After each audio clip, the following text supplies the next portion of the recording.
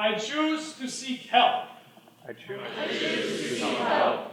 Not because I am weak, Not because I am weak, but because I want to remain strong. but because I want to remain strong.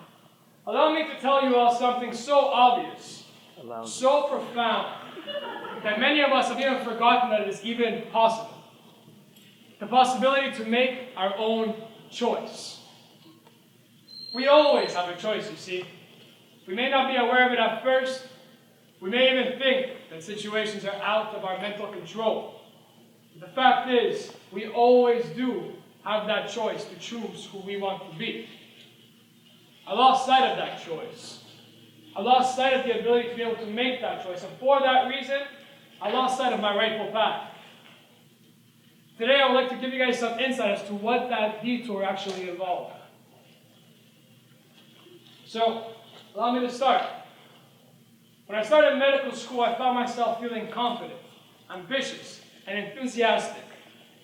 Friends and family at the time would have probably told you that I was an ambitious, positive, and great person to be around. I would often hear, "You are a lucky man," to my family members. I just graduated from the honors physiology program, moved out to an apartment of my own, had a loving and long-term relationship, and was about to start a new and exciting chapter in my life. But despite so much going right for me, I constantly felt like there was something wrong. See, in these last 2 years, I have struggled with countless emotions. For that reason, I contemplated suicide several times. In those moments, I struggled and faced a level of despair and sadness that I do not wish upon anyone, which is why I am here, giving my talk for the 7th time, to ensure that I make sure that this message hits every single ear it could possibly hit. And so with that, I will think. Mental health advocate Kevin Beale once said that there is a misconception that depression is being sad when something in your life is going wrong. But this is sadness. This is a natural thing. Real depression isn't being sad when something in your life is going wrong. No. Real depression is being sad when everything in your life appears to be going right. I was depressed, and the symptoms began to manifest themselves physically. For instance, I lost over 20 pounds unwillingly. Friends and family members started to become concerned. Soon after I started medical school, things in my life started to fall apart. My family, some of my closest friends no longer spoke to me. My relationship with my girlfriend became unsteady. I soon found myself in a place where I didn't know who I could speak to anymore. Suddenly, those that were the closest to me became distant beings. This, along with the pressures of an ongoing medical program, along with living alone, was becoming too hard to bear. But I knew I had to keep myself moving forward. Coming into medical school, I was very much a positive person, and I truly believed that I had an opportunity to make a true difference in my world. But that feeling was slowly overcome by cynicism, negativity, and pain.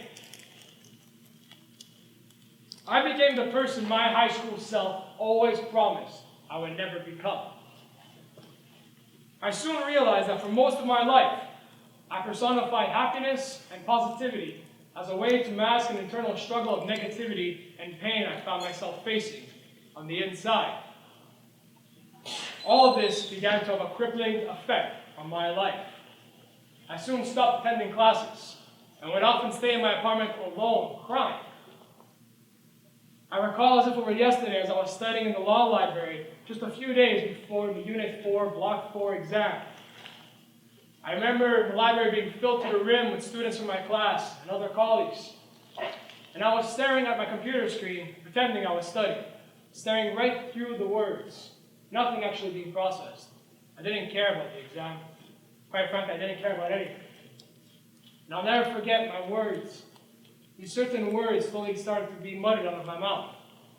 My lips started to move frantically. And they said the following: "Please, someone. Anyone, please, help me. I cannot live like this anymore. But of course, I sat there silently, not saying a word. I recalled someone having told me that day that there was a mental health service at McGill, where students could literally go over there to have an emergency consult. So I picked up my stuff and ran over there, hoping that someone, anyone, would have been willing to listen. But when I got there, their offices were closed for the day. I knew then and there that I was on my own. And the thought of going home to my empty apartment was terrifying. But my trembling legs brought me there anyway. I dropped my bags upon arrival on my apartment floor, and then I too slowly fell to the floor as my body dragged itself down against the wall. I started to cry hysterically. I screamed and hoped that this would all end, that the world I found myself facing would just go, that I would finally be peace from the mental torment I found myself facing on a daily basis. But then the most vivid image came to mind. See, I looked up to my ceiling, and I saw myself tying a noose, a rope, to hang myself from, to end my life, and finally be free from all the mental torment I found myself facing. The thought of my parents walking in to see their son hanging breathlessly was simply too much to bear. I knew I was in trouble. That summer, I knew I needed to get away. So I literally booked myself a trip to Italy for 2 months and was hoping that I would be able to find some sort of meaning to carry on. But when I got back, the feelings I thought I escaped slowly fell right back into my lap. I soon found myself placing blame on those around me for my own suffering. I looked for problems in my relationships, my family, my friends, and my girlfriend. Even when things were improving, I was looking for problems in everything. And it wasn't long until the thought of suicide slowly crept right back into my life. I want you to imagine something. Imagine trying to study. Imagine trying to go out with your friends, being with your family members, and the only thing you could hope for is to be dead. I used to vividly imagine myself jumping off the roof of my apartment building and ending my life on a sheet of cement. I realized just how serious a situation I found myself in.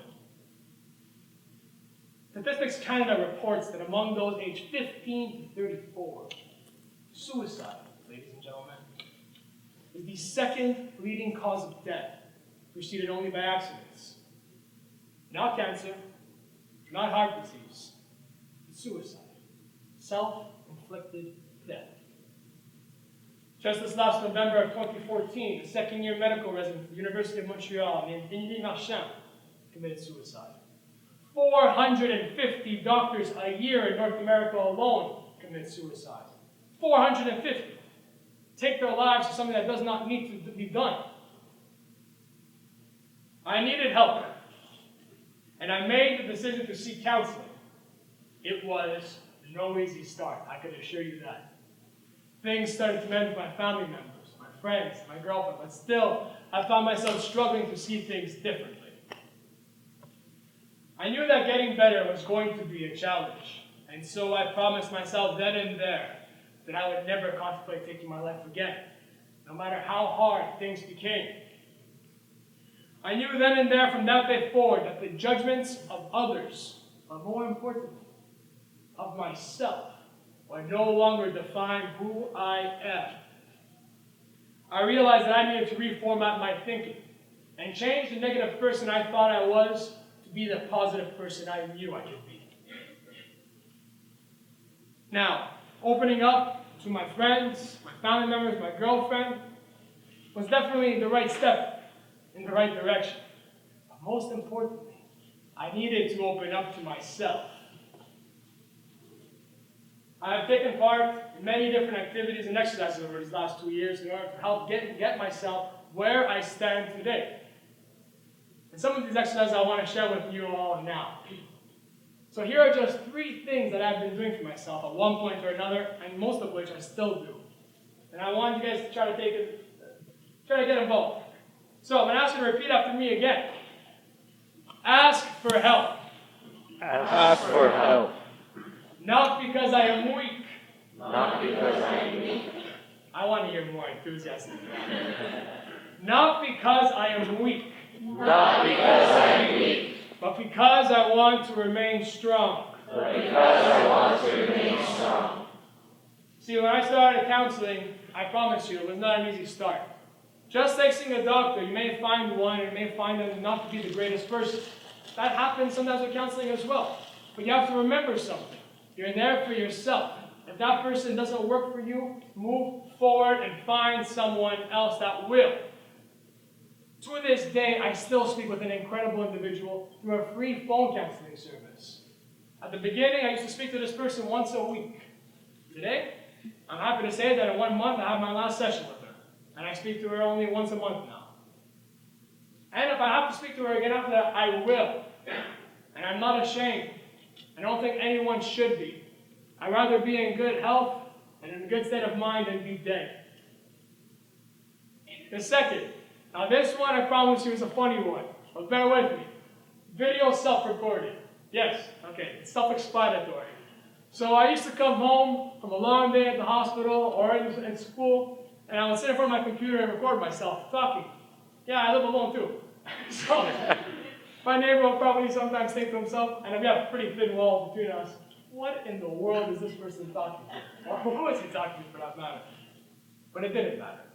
You see, having the opportunity to be able to express myself of all the good and all the bad of my day was an incredible feeling of relief. But more importantly, I had the means to press rewind.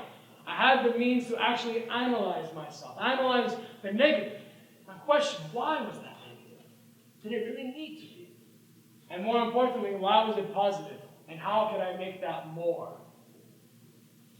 The third, and by far the most important and most powerful of all things I've ever done for myself, written reflection. Now, I don't care if you're going through something now in your lives, if you did or if you ever will. I tell this to every single person I speak to. Take the time to reflect on yourself. This takes no more than 2 minutes, but it could easily take 10 hours. And it involves answering the following 5 questions. You ready? I'll post this on your Facebook if you guys want them afterwards too. The first, how would you rate your day on a scale of 1 to 10? 10 being the best, 1 being the worst. The second, what made your day good? The third, what did you not have control of? The fourth, what did you have control of? And the fifth, and by far the most powerful and inspirational of all questions one can ask themselves, is what did you learn about yourself today? Now, you don't have to agree with me nor believe me when I say the following, but after having gone through all that I've gone through these last 2 years, I can strongly say that life is not worth living if you are not willing to learn something about yourself each and every day. For the road to self-actualization is a beautiful one. My goal in having shared this all with you today is that if any one of you in this very room has ever gone through anything even remotely similar to what I have gone through, will go through it or are presently experiencing it, that if even just 1% of you can manage to gain something from this, hope, inspiration, courage to seek help in whatever way, shape, or form, that you know you are never alone. So I want to get your vocal cords working one more time, okay? I want you to repeat after me, and I want to hear enthusiasm. We are never alone. We are never alone. All right, I like the robot voice. That's good. I represent the classic case of appearing to have everything going right for me on the outside, while feeling like I had nothing on the inside. But I wouldn't be who I am today had I not gone through these experiences. I wouldn't be able to stand here proudly, breathing, and alive. I've been giving this talk already to over 250 people, medical students and residents alike.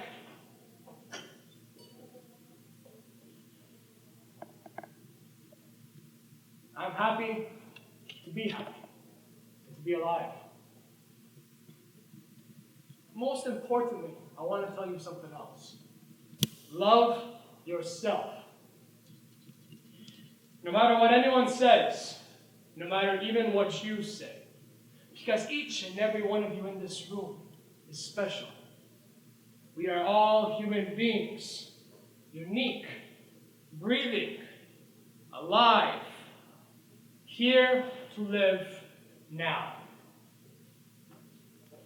I want you all to know that even if you think you are going through something and you don't have the choice to choose how you want to go through it, you do. You always have the choice to choose who you want to be and how you want to live your lives. I chose to seek help. I chose to nurture my relationships. I chose to face myself, to face my mental state of mind and not let it define me nor make me someone I knew I was not. We always have the choice, ladies and gentlemen. We choose